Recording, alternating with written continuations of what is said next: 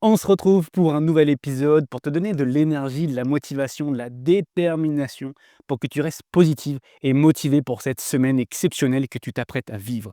Alors je me suis posé la question, de quoi ma communauté, du moins les personnes exceptionnelles qui écoutent cet épisode, de quoi ils ont besoin? Et j'ai eu plusieurs sujets qui me sont venus, notamment comment vivre pleinement de ta passion et de ta mission d'âme. Et l'autre sujet, c'est les 4 clés du bonheur. Alors peut-être que je vais faire un mix des 2 pour que tu puisses avoir des clés pour vivre une semaine exceptionnelle. Si tu écoutes cet épisode, probablement, tu ressens que tu es destiné à plus grand.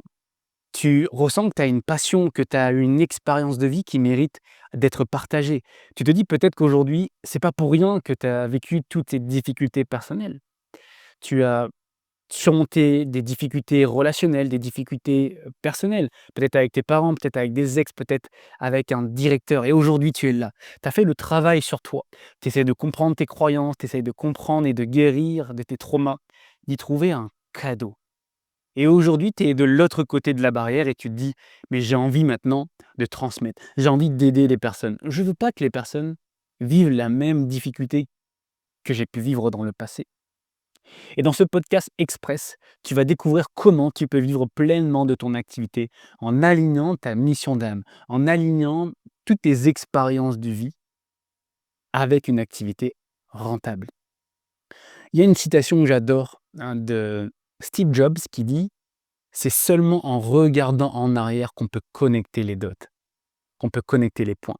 Aujourd'hui, je t'invite à faire une pause, à inspirer profondément et à observer toutes les expériences que tu as pu surmonter. Et c'est de donner une signification, une perspective qui te donne de la puissance de toutes ces expériences. J'ai échangé avec une femme là juste avant qui a vécu un cancer, qui a vécu un burn-out, qui a été trahie par son ex-compagnon, le père de ses enfants, qui l'a mis en interdit bancaire. Ce mec l'a escroqué de l'argent et elle m'expliquait que en fait, elle a attiré cet homme dans sa vie parce que elle cherchait constamment l'amour à l'extérieur. Et du coup, l'attention qu'elle recevait de cet homme, pour elle, c'était comme si c'était de l'amour qu'elle recevait. Mais ce mec l'a manipulée, il l'a trompée, il l'a trahie et aujourd'hui, elle a des difficultés encore financières, elle est encore traumatisée par rapport à ça. Et de notre conversation, elle m'expliquait que son cancer, c'est elle-même qui l'a créé.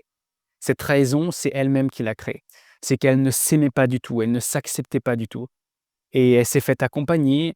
Elle m'a partagé qu'il y a une thérapeute qui l'a aidée et cette thérapeute a transformé, sa vie.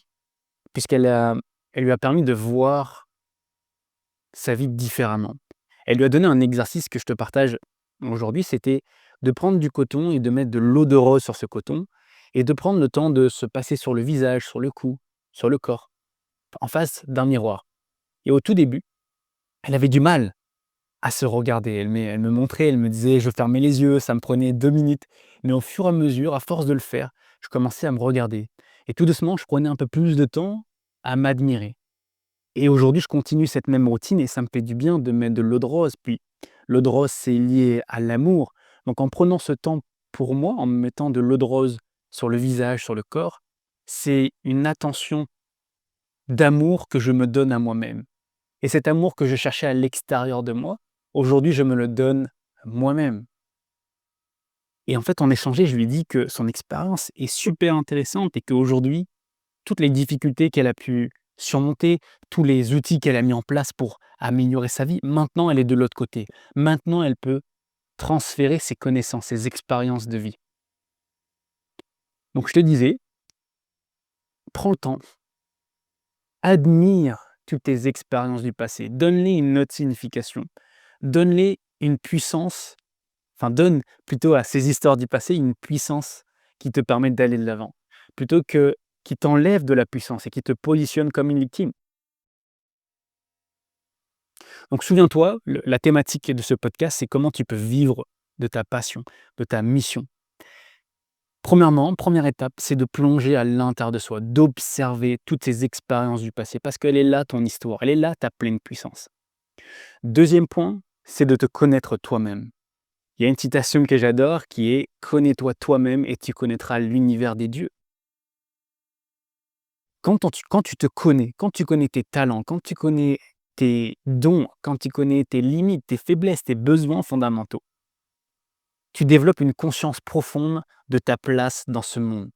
Et c'est ça ta mission d'âme, c'est ça ton dharma. Et chaque objet, chaque personne a un rôle. Mais avant tout, il doit d'abord se comprendre pour qu'il puisse voir et comprendre c'est quoi sa place dans le monde. Donc deuxième étape, connais-toi toi-même et tu connaîtras l'univers des dieux. L'univers des dieux, c'est tout simplement là où il y a du bonheur, où il y a de l'abondance, il y a de l'épanouissement personnel, professionnel et bien sûr financier. Une mission d'âme se passe forcément en relation avec les autres.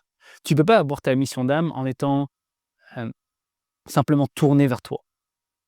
Tu dois être tourné vers les autres parce que ça correspond aux deux besoins fondamentaux de l'être humain.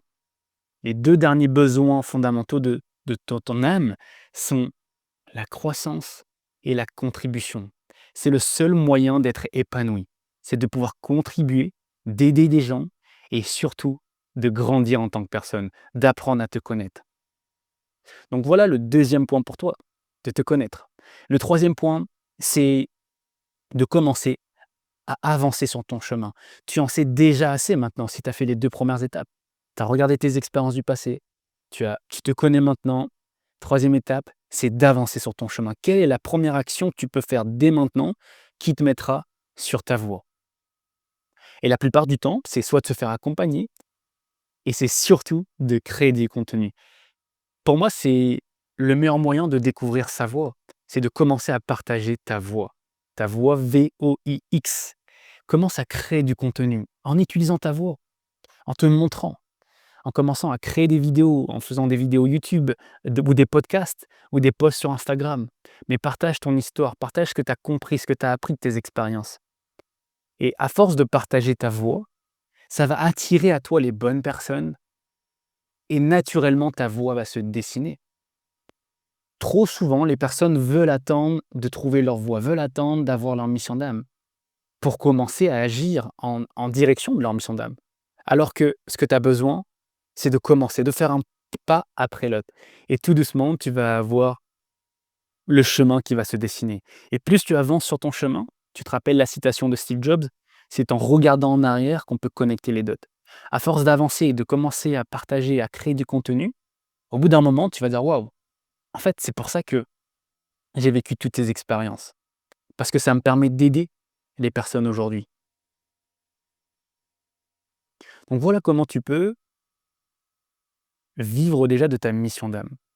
Un point plus sur la stratégie, parce que je sais que les personnes qui vont écouter ce podcast sont très tournées sur mais comment je fais, Fabien?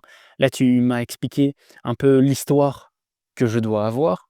Tu m'as parlé un peu de cet état d'être, de cet état d'être que je dois incarner. Maintenant, c'est quoi le comment? Comment je fais tout ça? Comment je mets en place? Eh bien, c'est très très simple.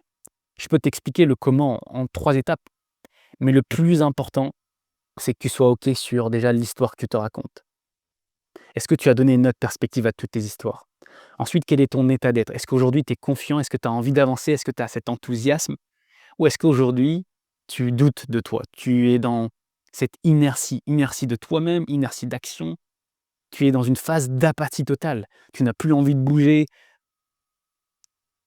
Cet état d'être est mortel. Donc commence à avancer, commence à créer du contenu. Prends un rendez-vous avec nous en bas si tu as envie d'avancer. Donc le plan d'action, il est simple si tu veux vivre de ta mission d'âme. Tu dois créer du contenu pour attirer les bonnes personnes. Tu dois être au clair sur quelle est la problématique que tu as envie de résolver. C'est la première étape. Quelle problématique tu as envie de résoudre? Et ça, tu peux plonger dans ton expérience de vie.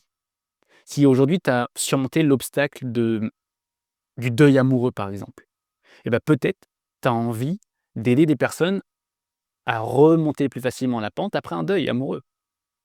Peut-être comme moi, tu as tu avais envie de partager ta voix, tu avais envie de créer des formations, tu avais envie d'accompagner. Moi, c'était vraiment ça mon désir initial. C'était en 2019. J'avais tellement de connaissances, tellement d'énergie. Je me suis dit: «Mais j'ai envie d'aider les gens, j'ai envie de transmettre, j'ai envie de motiver les personnes». Mais j'étais bloqué, j'étais tétanisé et ça a été un séminaire qui a transformé ma vie, un séminaire d'Anthony Robbins, où il nous expliquait de d'abord noter l'histoire qu'on se racontait. Et moi, l'histoire que je me racontais, c'était mais qui je suis pour pouvoir aider les personnes. Je me sens pas légitime, je me sens pas confiant. Je suis jeune en plus. Qui est-ce qui va prendre mes services? C'était l'histoire limitante que je me racontais. Puis Tony Robbins, il explique que faites une action que vous pouvez faire maintenant qui va à l'opposé de l'histoire que vous vous racontez. Et moi, c'était juste d'écrire un post sur mon Facebook, de dire aux gens: «Écoutez, j'ai envie de vous transmettre tout ce que je sais. Je viens d'assister à un séminaire, j'ai plein d'expérience dans le développement personnel. J'ai commencé à l'âge de 16 ans, aujourd'hui j'en ai plus de» je sais plus quel âge j'avais 22 ans je crois ou 23. «J'ai envie de vous transmettre tout ce que je sais. Je vais accompagner seulement 5 personnes, qui a envie de me rejoindre?» Le lendemain, je me connecte, j'avais plus d'une vingtaine de personnes qui voulaient que je les accompagne. C'est fou de voir à quel point l'histoire qu'on se raconte nous empêche de vivre notre mission d'âme. Et après ça, j'ai commencé à créer mes premières formations, mes premiers accompagnements, mes premiers masterminds, mes premiers mentorats. Et en fait, ma problématique, c'était je ne sais pas comment aider, je ne sais pas comment transmettre ce que je sais et être payé par rapport à toutes mes connaissances et mon expérience de vie. Je suis passé de l'autre côté. J'ai accompagné les personnes à faire exactement ce que j'ai fait. Et aujourd'hui, on est encore là-dedans avec Noémie. Donc maintenant, c'est une vision beaucoup plus grande. On a créé une école de coaching où on aide les personnes à développer leurs compétences pour qu'ils puissent accompagner et apporter des transformations rapides, profondes et durables à leurs clients. Et on les aide également à designer leur offre pour qu'ils puissent créer également leur communauté et qu'ils puissent vivre de leur activité. Aujourd'hui, on a créé une école qui s'appelle l'école des bâtisseurs. Je te la résume en une phrase. L'école des bâtisseurs, c'est l'art d'accompagner et l'audace de prospérer. Est-ce que dans mon histoire, tu comprends mon intention? C'est que tu regardes ce que toi, tu as résolu comme problématique et commence à partager à partir de là. Parce que c'est là où tu vas être dans ta pleine puissance. Il n'y a plus de syndrome de l'imposteur, il n'y a plus de manque de légitimité si tu enseignes exactement ce que tu as traversé. Personne ne peut te dire: «Mais non, c'est des conneries, c'est faux», puisque toi-même tu l'as traversé. Donc quel problème tu as envie de résoudre? Ça, c'est la première question. Deuxième question, très simple, quel produit gratuit tu peux offrir dès maintenant à ta communauté? Donc tu as la problématique que tu veux résoudre, quel produit gratuit tu peux offrir à ta communauté qui permettrait déjà à résoudre plus ou moins une partie de cette problématique. Puis une fois que la personne goûte ton énergie, qu'est-ce que tu as créé derrière? Quel accompagnement tu as derrière? Comment tu diriges maintenant ce flux de personnes qui sont là? Donc je te résume les 3 étapes qui sont très simples. Quelle problématique tu as envie de résoudre? Ensuite, quel produit tu peux offrir à ta communauté? Donc bien sûr, entre la problématique et le freebie, le produit gratuit, tu dois créer du contenu, tu dois attirer tes prospects, tu dois mettre en place de la publicité mais qui redirige ces personnes vers un produit gratuit où les personnes vont pouvoir goûter ton expertise, goûter ton énergie. Et normalement, si ton produit est bien fait et que ça résout déjà une problématique, ça veut dire que l'étape suivante après ton produit gratuit, ça devrait être ton accompagnement. Et l'étape la plus simple, c'est d'avoir la personne en appel. Tu lui proposes un appel et tu cernes ses besoins. La vente devient très simple quand tu comprends quels sont les besoins, quelles sont les problématiques de la personne que tu as en face de toi. Donc ça te demande de poser les bonnes questions dans tes appels de vente. Et si tu as des difficultés, parce que je sais que c'est les difficultés des entrepreneurs dans le milieu du bien-être, tout ce que vous voulez vous, c'est accompagner les personnes. L'aspect vente, c'est pas quelque chose que vous aimez particulièrement. Eh ben, je vous invite à transformer votre vision de la vente. Je vous invite à transformer votre relation à l'argent parce que c'est ce qui vous bloque aujourd'hui, c'est ce qui te bloque toi. Et la vente, c'est très simple. C'est juste de comprendre les besoins de ton client et de lui proposer une solution qui correspond à ses besoins. Voilà comment tu vas pouvoir vivre de ta mission. Donc bien sûr, là, c'est les premières étapes. Ça sert à rien que je te donne la montagne à gravir parce que ça va t'emmener dans cette paralysie de l'analyse. Tu vas te dire, mais comment? Tu vas tomber dans cette tyrannie du comment. Comment je fais pour créer du contenu? Comment je fais pour vendre? Comment je fais? Quel prix je vais mettre? Tous ces questionnements. Concentre-toi sur les étapes que je t'ai citées aujourd'hui. Transforme ton histoire du passé en cadeau. Quelles sont les ressources que tu as développées? Ensuite, connais-toi toi-même, tu connaîtras l'univers de Dieu. Tu connaîtras tes talents, tu connaîtras tes dons. Nous, on utilise le design humain dans notre formation. Ensuite, troisième étape, c'est de commencer à partager ta voix, de commencer le premier pas, ce qui va t'emmener sur ta réelle voix. Ensuite, quelle problématique tu as envie de résoudre. Ça, c'est la question à se poser. Puis ensuite, l'étape suivante, c'est de se dire, quel est le produit gratuit que je peux offrir à ma communauté? Et une fois qu'ils sont en appel avec moi, vers quoi je les dirige? Quel est l'accompagnement que je peux leur proposer? Et si tu as besoin d'aide pour tout ça, je t'invite à prendre un rendez-vous avec nous où tu vas pouvoir découvrir ta mission d'âme. Ce rendez-vous est 100% gratuit et 100% personnalisé. Je vais te poser des questions, je vais te révéler ton design humain si tu ne connais pas ton design humain et ça va te permettre d'avoir une clarté sur ce que tu peux faire. Si tu es déjà dans l'école des bâtisseurs, sois rassuré, on a pas mal de coachings qui vont arriver pour toi. Donc, tu n'as pas besoin de prendre un rendez-vous. Laisse la place pour les autres personnes parce que les places sont limitées. Fais-nous un retour de cet épisode. Est-ce que ça t'a donné l'inspiration, la motivation, l'énergie, la détermination? En tout cas, ça va me faire plaisir et on se retrouve pour un prochain épisode. Bye bye.